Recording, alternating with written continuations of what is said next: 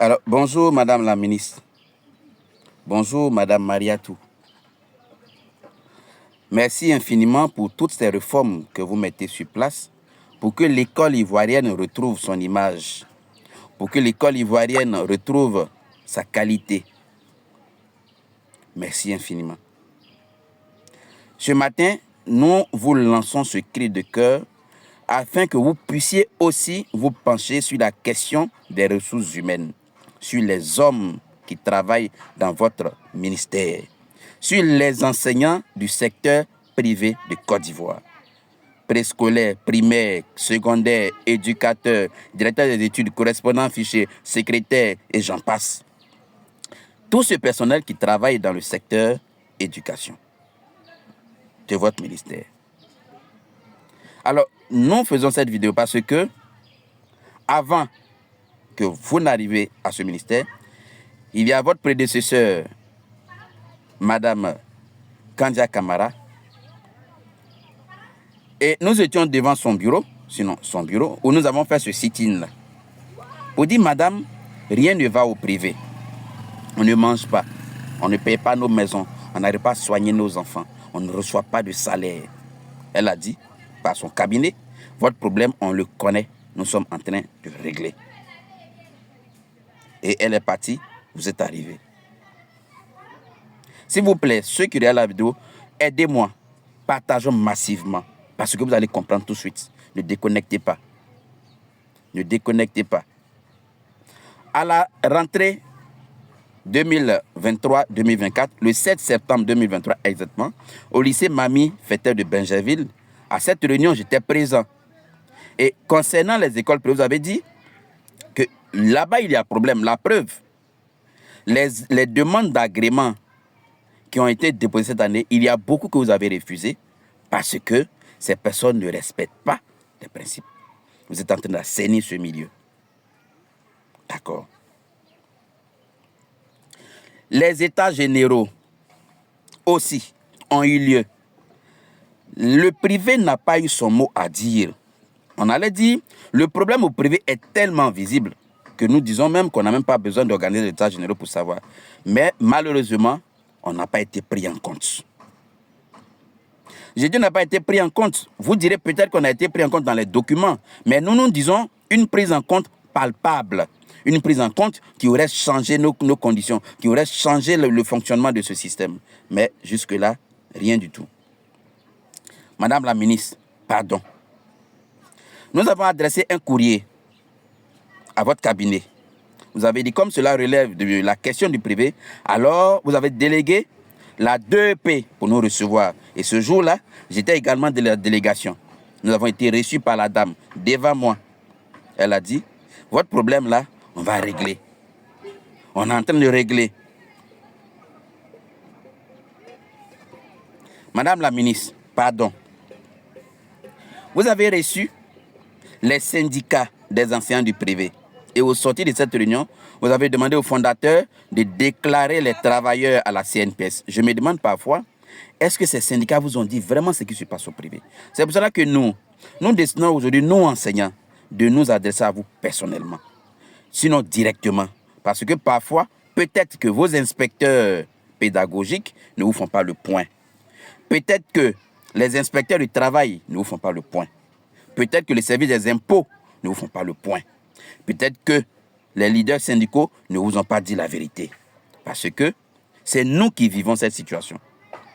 Et nous, quand je dis nous, c'est l'ensemble des travailleurs du privé de Côte d'Ivoire. Nous avons décidé aujourd'hui de nous adresser directement à vous. Parce que nous sommes passés par des courriers, par des délégations, par des réunions, par tout ça. Mais on a l'impression que le message ne passe pas. Madame la ministre, pardon. Pardon. Vous n'allez pas comprendre pourquoi j'insiste sur le mot pardon. J'allais même me mettre à genoux pour demander pardon. Vous n'allez pas comprendre, mais vous comprendrez. Alors, quand vous avez reçu ces syndicats, et vous avez dit que les choses seront faites pour améliorer les situations. D'accord, Madame la ministre, nous n'en doutons point. À présent, nous vivons des drames. C'est depuis plus de 30 ans que nous vivons ce calvaire. J'allais dire, Madame la ministre, en Côte d'Ivoire, l'un des ministres de l'éducation nationale, qui aura marqué l'histoire de l'éducation nationale, que tout le monde respecte. Même quand on va dans les amphithéâtres du Centre national de matériel scientifique, on voit sa photo, tellement il a marqué l'école. Il s'agit de feu Paul Akoto Yao. Il a écrit un document sur le fonctionnement de l'école privée qu'il a mentionné. Il a tiré ce document du décret de 1961. Du décret de 1961. 15 avril 1961, relative à la réglementation des écoles privées. Et il a écrit ce protocole afin de mettre des garde-fous pour éviter ces dérives que nous voyons aujourd'hui. Madame, nous vous invitons à jeter un coup d'œil sur ce protocole de 82. Et dedans, on allait éviter plein de dérives. Le collège Christ-Roi de Gagnoa, le fondateur de ce collège, aujourd'hui, nous estimons qu'il est au-dessus de la loi. Collège Christ-Roi de Gagnoa. Les collèges Christ-Roi. Il n'a pas qu'un seul collège. Il a au moins 4, voire 5 collèges. Mais comment se fait-il que quelqu'un qui a autant de collèges n'arrive pas à honorer tout simplement ses engagements salariaux? Et cela ne va nulle part. Collège Guibérois, Gagnoa, San Pedro, il a tous ses collèges et il n'arrive pas à honorer ses engagements. Depuis mars, sans salaire. Des années antérieures, sans salaire. Les collègues ont fait un courrier pour adresser au préfet. Le préfet, avant le préfet, ils ont vu le DRENA, le directeur donc régional de l'éducation nationale et de l'alphabétisation. Ils ont vu l'inspection du travail. Ils se sont adressés au préfet. Et aujourd'hui, tous semblent être faible, impuissant face à ce fondateur. D'où est-ce qu'il tire sa puissance? On ne peut pas lui faire entendre raison. La préfecture dit on n'arrive pas à le joindre. Le DREN est occupé. L'inspection du travail, peut-être aller à l'inspection du travail. Mais si on va se confier au préfet, que le préfet n'arrive pas à faire entendre raison à un individu dans un État, Madame la ministre, s'il vous plaît, prenez en main le problème du privé. Prenez en main les problèmes du privé. Parce que il y a eu des drames, mais le drame de cette année est assez remarquable. Nous mourons, nous n'avons pas de salaire. Ils disent tantôt que les subventions ne sont pas payées. Ils disent tantôt que les subventions sont insuffisantes. Nous n'avons pas plus de 200 000 francs comme salaire. Quand un enseignant n'a pas plus de 200 000, vous direz peut-être que ça ne fait rien, mais ce n'est pas un enseignant.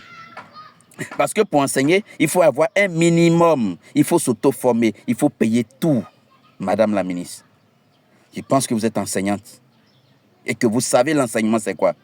Quand on sait qu'on doit des mois de loyer, aujourd'hui en Côte d'Ivoire, le minimum de 2 pièces, c'est 100 000 francs. Les 3 pièces, 150 000 francs. Dans un salaire de combien? Nous demandons un salaire de 200 000 et tout le monde est incapable de nous donner ce salaire. Le protocole de Paul Akoto Yao prévoit aujourd'hui un salaire de plus que ça. La convention même qu'ils ont signée, nous ne voulons pas de cette convention. Mais cette convention même là, nous ne la voulons pas. Mais le salaire même qui est dedans, après les mises à jour, avoisine 200 000 francs. Sinon plus de 200 000. Pourquoi on ne peut pas nous donner ce salaire? Et on est en train de signer des accords, des arrangements de fondateurs et syndicats pour nous ramener toujours à l'état initial de 1992.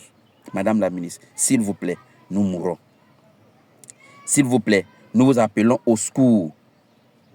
S'il vous plaît, parce que c'est devenu un drame. Madame la ministre. Parce que de ça, programme des obsèques. Son grand frère est décédé. Il a été incapable, il a été impuissant. Il n'a pas 5 francs. Sa fille est décédée. Aujourd'hui, là, c'est la levée de corps. Demain, l'enterrement.